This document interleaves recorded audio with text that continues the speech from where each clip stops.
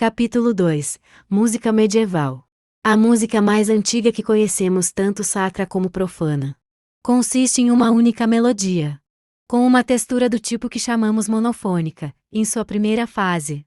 A música religiosa conhecida como canto-chão não tinha acompanhamento, consistia em melodias que fluíam livremente, quase sempre se mantendo dentro de uma oitava e se desenvolvendo, de preferência com suavidade e através de intervalos de um tom. Os ritmos são irregulares, fazendo-se de forma livre, de acordo com as acentuações das palavras e o ritmo natural da língua latina. Base do canto dessa música. Alguns cantos eram expressos de modo antifônico, isto é, os coros cantavam alternadamente, outros eram cantados no estilo de responsório, que se faz com as vozes do coro respondendo a um ou mais solistas, ainda hoje. Em muitas igrejas e abadias o canto-chão é usado normalmente. Modos. A música antiga, mais precisamente aquela que vai até o século XII, empregou um sistema especial de escalas às quais se dá o nome de modos. Você, por exemplo, pode tocar um modo no piano. Para tanto basta que comece uma escala por uma nota branca, digamos o Ré, e vá subindo nota por nota, tocando somente nas teclas brancas. Se tentar fazer a mesma coisa começando por outra nota, verá que os modos nunca têm a mesma sequência de tons e semitons. O modo em que a melodia está escrita é identificado pela sua final, isto é, pela nota em que ela começa e termina, ou então pelo âmbito da melodia dado por suas notas mais alta e mais baixa. Cada modo medieval apresentava duas formas, uma autêntica como o modo dório, que vai de Ré a Ré, e outra plagal, a que tem o mesmo modo e o mesmo final, diferenciando-se apenas pelo fato de a série começar uma quarta abaixo. Nesse caso, o prefixo ipo é acrescentado ao nome do modo. Por exemplo, uma série que vai de Lá a Lá, cuja nota final seja Ré, passa a ser o modo hipodôrio. As mais antigas notações de canto-chão encontram-se em neumas, sinais gráficos desenhados sobre as palavras indicando sem muita precisão o contorno melódico. Organum paralelo. As primeiras músicas polifônicas com duas ou mais linhas melódicas, tecidas conjuntamente, datam do século IX. Por essa época, os compositores partiram para uma série de experiências, introduzindo uma ou mais linhas de vozes com o propósito de acrescentar maior beleza e refinamento às suas músicas. A composição nesse estilo é chamada organum em sua forma mais antiga, o organum paralelo, pois a voz organal, vox organalis, a que foi adicionada, tinha unicamente o papel de duplicar a voz principal, vox principalis. A que conservava o canto-chão original, vox principalis. A que conservava o canto-chão original num intervalo inferior de quarta ou quinta. Esse som um tanto rígido e despojado frequentemente era enriquecido por meio da duplicação de uma ou ambas as vozes na oitava. Organum livre. Nos 2 séculos seguintes, os compositores foram gradualmente dando alguns passos no sentido de libertar a voz organal de seu papel como cópia fiel da voz principal. Por volta do século XI, além do movimento paralelo, a voz organal também usava o movimento contrário, elevando-se quando a voz principal baixava e vice-versa. O movimento oblíquo conservando-se fixa enquanto a voz principal se movia, e o movimento direto, seguindo a mesma direção da voz principal, mas separada desta não exatamente pelos mesmos intervalos. No organum livre, a voz organal já aparece escrita acima da voz principal. É feita ainda ao estilo de nota contra nota, mas observe que na peça mostrada abaixo, há 3 ocasiões em que a parte da voz organal tem 2 notas para cantar contra uma única da voz principal. Organum melismático. No começo do século XII, esse rigoroso estilo de nota contra nota foi inteiramente abandonado, substituído por outro em que a voz principal se estica por notas do canto com longos valores. Voz principal passou então a ser chamada de tenor, do latim tenere, isto é, manter, acima das notas do tenor. Longamente sustentada, se uma voz mais alta se movia livremente, expressa por notas de menor valor que com suavidade se iam desenvolvendo, dá-se a um melodioso grupo de notas cantado numa única sílaba ou nome de melisma. Daí esse tipo de organum ser conhecido como organum melismático. O tenor da peça que transcrevemos abaixo foi tirado do Benedicamus Domino. Organum em Notre Dame. Mais tarde, ainda no século XII, Paris tornou-se um importantíssimo centro musical desde que em 1163 teve início a construção da Catedral de Notre Dame. Aí as partituras de organum com um grupo de compositores pertencentes à chamada Escola de Notre-Dame. Alcançaram admirável estágio de elaboração. No entanto, apenas o nome de 2 desses compositores chegou até nós, o de Léone, que foi o primeiro mestre do coro de catedral, e o de seu sucessor Perotti, que trabalhou de 1180 até cerca de 1225. Léone escreveu muitos organa plural de organum com base em cantos apropriados às festividades anuais da Igreja, como a Páscoa e o Natal. Aqui damos a maneira como um órgão ao estilo de Léone deveria ter sido composto.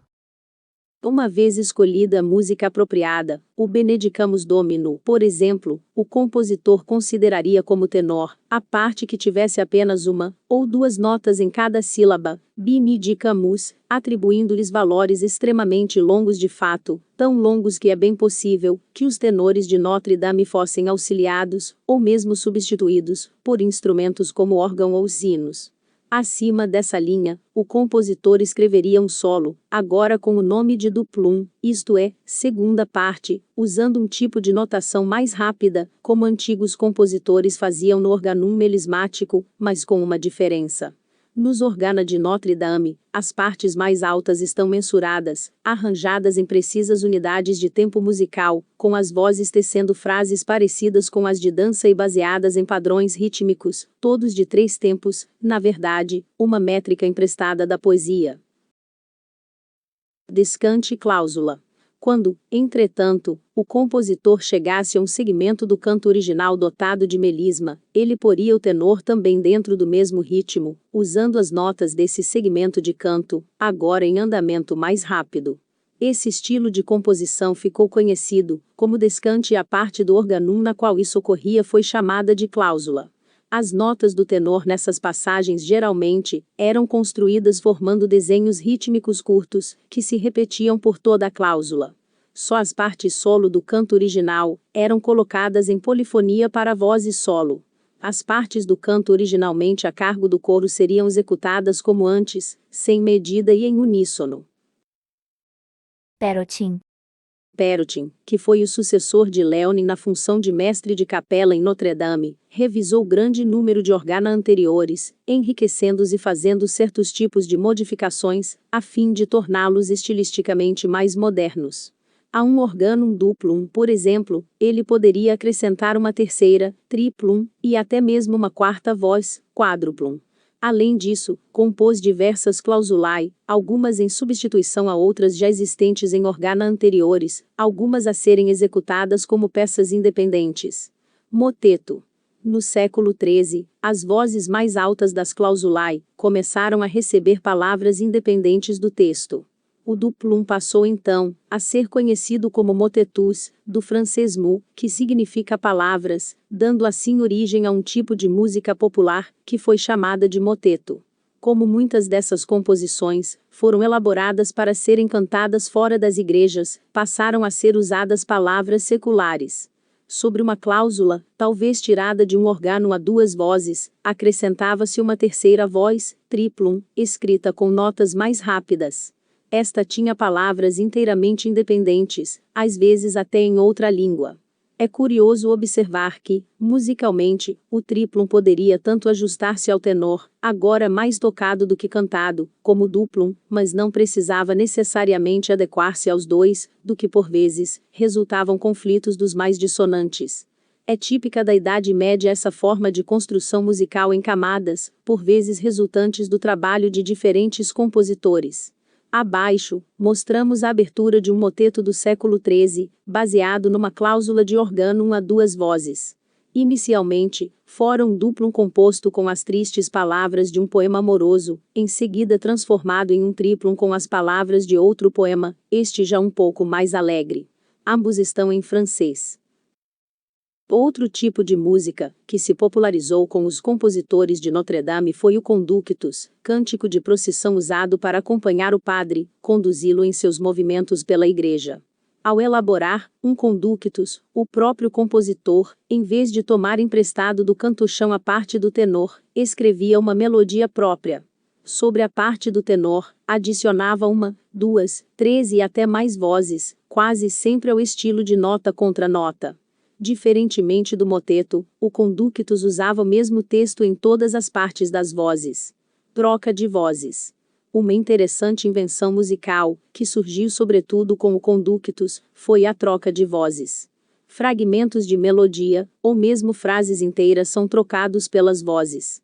Por exemplo, enquanto uma voz acha-se cantando A B, outra ao mesmo tempo está cantando B A, tal como moteto, o conductus saiu do interior das igrejas, secularizando-se como música. Exemplo de conductus é o Veris ad imperia, alegre peça em louvor da primavera, construída na forma de triplum, com muitos casos de troca de vozes. Danças e canções medievais. Em sua maioria, as danças e canções medievais são monofônicas, textura de uma só linha. Durante os séculos XII e XIII, houve intensa produção de obras na forma de canção, compostas pelos troubadours, os aristocráticos poetas músicos do sul da França, e pelos trouvères, a contrapartida destes no norte.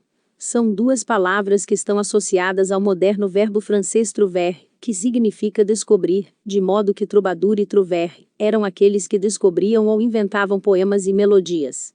Eram melodias que davam clara ideia do tom, mas não dos valores reais das notas, que adivinham certamente do ritmo natural das palavras. Não existe qualquer informação sobre os instrumentos que deveriam acompanhá-las, mas é pouco provável que fossem cantadas sem acompanhamento. Também é possível que houvesse uma introdução e interlúdios entre os versos, executados por algum instrumento. Dentre as canções dos troubadours, uma das mais conhecidas é Calenda Maia, música que pode ser cantada em um tempo de dança bem ritmado. 1º de maio, mas nenhuma folha, flor ou canto de pássaro me pode dar prazer, enquanto notícias de meu amor não receber, e dentre as dos trouvères, Sila Fan, de autor anônimo, traduz um estado de espírito ainda mais melancólico. É o fim. Não importa o que se diga, eu amarei. As formas mais populares da dança medieval foram a estompie, provavelmente, dança sapateada, e o saltarello, dança saltitante. São músicas construídas por partes, cada qual repetida uma vez. A parte antes de se fazer a repetição é chamada ouvert, aberta, e da segunda vez, em que é executada tem o nome de clou, fechada. Tanto podia ser tocada por um ou dois instrumentos, como por um grupo mais numeroso, com um ou dois solistas executando as partes iniciais para depois juntar-se os demais instrumentistas. Mostramos aqui uma dança de corte na França do século XIII, chamada duquitia, cuja forma é a da estompie, mas com um número menor de partes. Instrumentos medievais.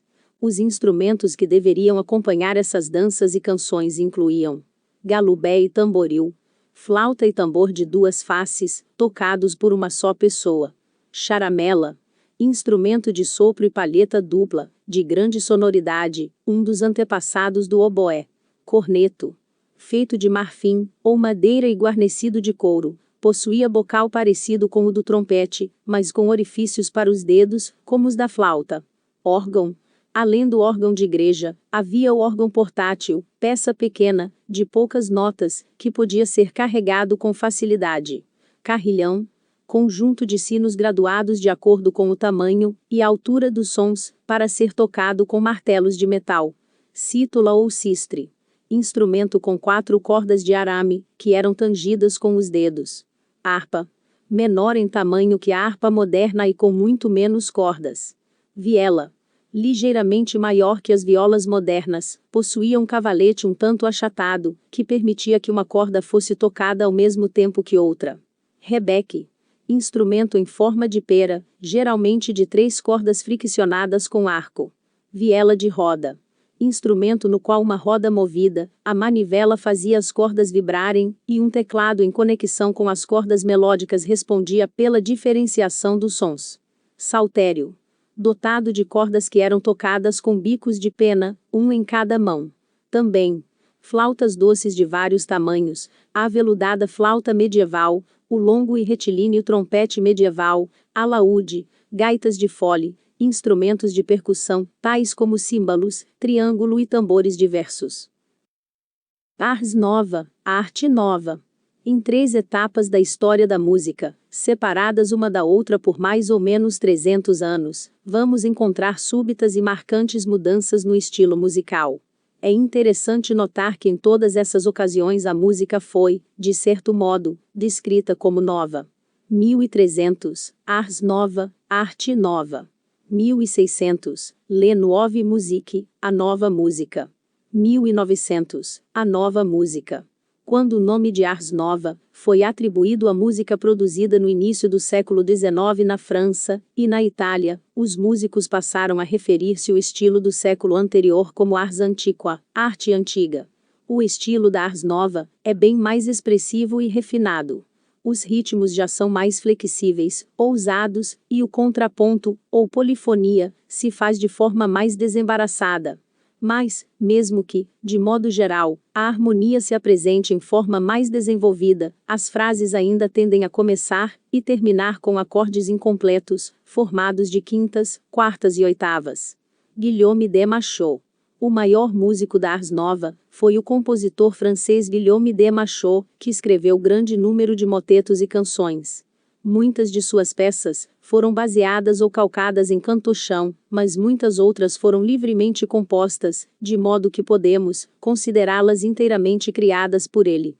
Sua obra mais importante, e de maior envergadura, a Messe de Notre-Dame Missa de Nossa Senhora, é uma mistura de dois estilos. Machaut foi o primeiro compositor, de que se tem notícia a fazer um arranjo polifônico completo da missa, forma de composição que logo se tomaria da maior importância e continuaria a sê-lo nos séculos seguintes. Uma missa é composta de 5 grandes partes. Kyrie, Glória, Credo, Sanctus e Agnus Dei. Aqui, mostramos a partitura de Machaut, referente à parte final do Sanctus, o Benedictus. Isorritmo.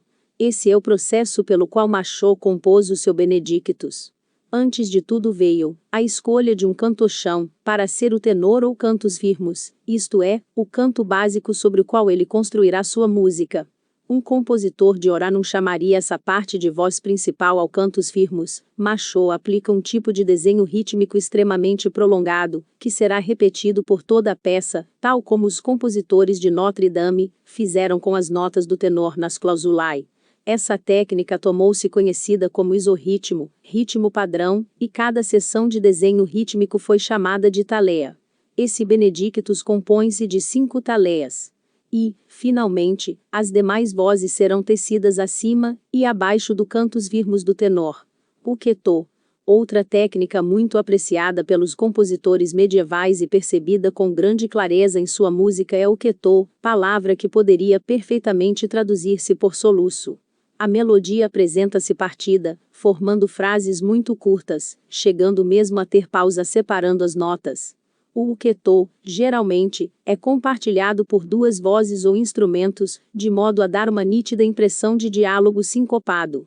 John Dunstable. Na primeira metade do século XV, muitos compositores do continente, como Guillaume Dufay da Borgonha, não só admiravam como até copiavam o estilo de compositores ingleses, principalmente John Dunstable. Aqui, damos a abertura de Ralpher del Arc Bella Sois, um moteto composto por Dunstable. Melodia, harmonia e ritmo, tudo nele flui com facilidade e concorre para uma textura rica e sonora. As diversas vozes, em estilo de nota contra nota, estão entrelaçadas cuidadosamente, sendo as dissonâncias planejadas, e não obra do acaso. Falbordon, falso bordão. Particularmente inglês é o uso do estilo falbordon, uma cadeia de acordes construídos com intervalos de terças e sextas. As terças são também utilizadas nos intervalos melódicos da voz superior, quase sempre acompanhando as notas de acordes subjacentes. É uma música precursora das texturas já mais fluentes e ricas do estilo renascentista. O tenor do moteto de Dunstable foi livremente composto e não tirado de um canto-chão, e as palavras foram extraídas do Cântico de Salomão na Bíblia. Principais características da música medieval. 1. Uso de modos. 2. Texturas monofônicas. Canto-chão, melodia simples, sem acompanhamento ou notação rítmica, canções seculares e danças bem ritmadas. 3. Texturas polifônicas.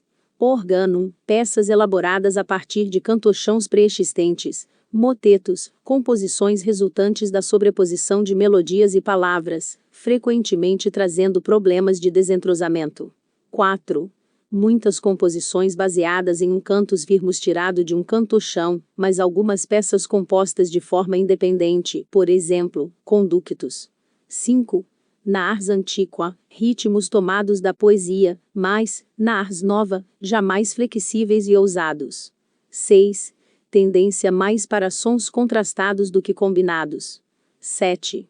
Os timbres característicos dos instrumentos medievais. 8. Maior preponderância dos intervalos harmônicos. Uníssono, quarta, quinta e oitava. Intervalos de terças e sextas mais frequentes no fim do período medieval. Gostou? Deixe seu like, se inscreva no canal e compartilhe. Obrigada por assistir.